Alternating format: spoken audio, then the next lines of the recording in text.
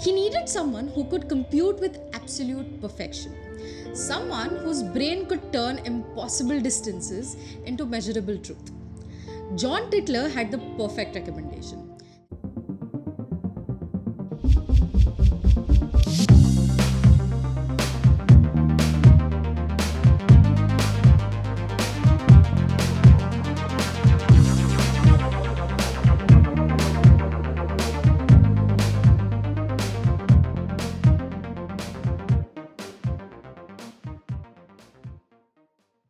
Hi everyone, welcome to Quiet Curiosities Beyond the History Textbooks, a podcast where we dive deep into India's untold history across various genres. My name is Soumya Srivastava and I am your host for this podcast.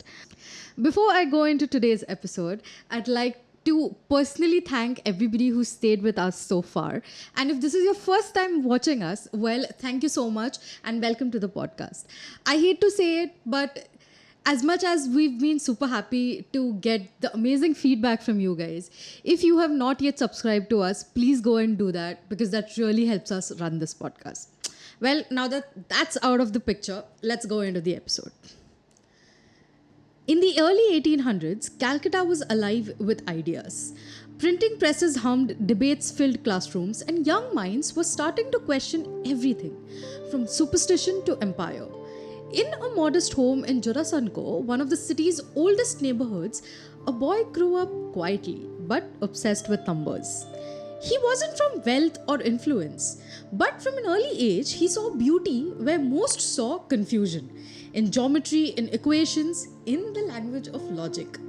He joined Hindu college, then beating the heart of Bengal's intellectual awakening, and found a mentor in a Scottish mathematician named John Tytler. Tytler realized this student wasn't ordinary. He absorbed Newton, Euclid, and Lagrange like stories from an old book. He could visualize problems others could barely comprehend. Numbers weren't just symbols to him, they were alive. But his education wasn't just in mathematics. Outside the classroom, a movement was taking shape, led by Henry Derozio and the young Bengal thinkers who dared to question tradition and social injustice. The young student was drawn to them. When his family arranged his marriage to a child bride, he quietly refused. It was a small act, but in the 19th century Bengal, it was nothing short of a rebellion. A few years later, a very different kind of opportunity appeared in front of him. The British Empire was carrying out one of its grandest scientific missions, the Great Trigonometrical Survey of India, a massive decades-long effort to measure and map the entire subcontinent with mathematical precision. At its head was Colonel George Everest, a man obsessed with accuracy. He needed someone who could compute with absolute perfection, someone whose brain could turn impossible distances into measurable truth. John Tytler had the perfect recommendation, his former student from Hindu college, of course. The young man joined the survey at just 18 as a computer, a human calculator. His job was to convert the observations made in field into precise numbers. Every day he sat with sheets of figures, logarithms, and trigonometric tables, manually performing calculations that would take modern computers just seconds. But for him, it took him hours of focused brilliance. His reputation spread quickly.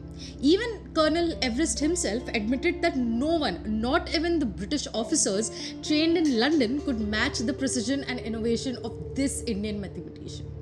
He could handle any instrument, fix any error, and invent new mathematical shortcuts whenever needed. By the 1840s, the survey had turned its gaze north, towards the Himalayas. Among the peaks was one simply labeled Peak XV. At that time, Kanchenjunga was believed to be the tallest mountain in the world, but the data from the field hinted that Peak XV might even be higher. The new Surveyor General, Andrew Waugh, turned to his most brilliant computer for an answer. The man sat in his office in Calcutta, hundreds of miles away from the snow-capped summits, and began to calculate. He pulled together readings from 6 observation stations, corrected for the Earth's curvature, air refraction, and even the bending of light. For months, he worked tirelessly, page after page, until finally the numbers aligned. The mountain he found stood at 29,000 feet. higher than any peak ever measured. According to one account, he ran to Vogue's office and exclaimed, "Sir, I've discovered the highest mountain in the world." But the story doesn't end here. The number 29,000 seemed too neat, too perfect, almost made up. So he added a small correction of 2 extra feet just to make it sound a bit more exact. 29,002 feet. That tiny addition became legendary and remained the official height of what is known today as the Mount Everest for way more than a century. It was 1852 when he made that calculation. 4 years later, in 1856, the British officially announced to the world that the tallest mountain on earth had been found. But the announcement didn't mention the man who actually discovered it.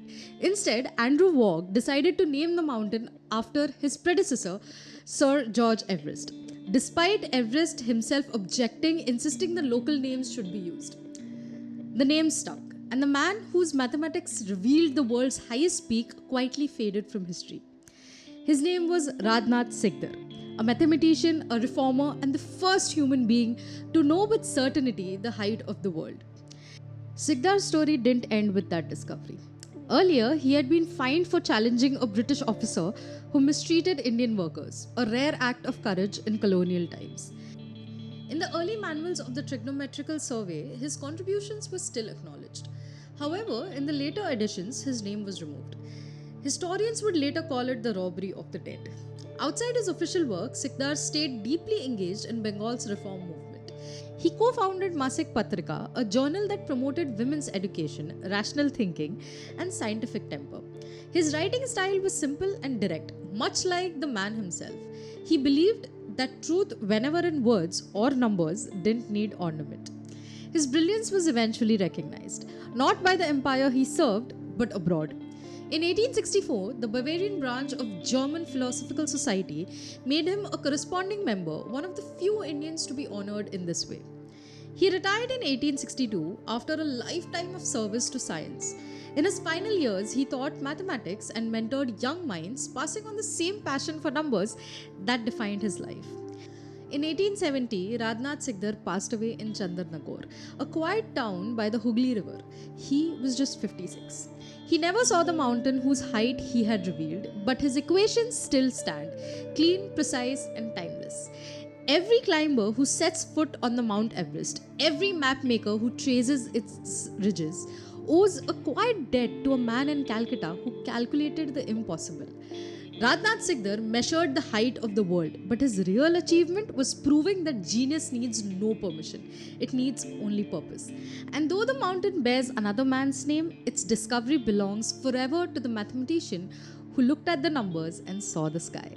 Well, that's it from me for this episode. Follow us here at Quiet Curiosities for more such episodes, and I'll see you at the next one.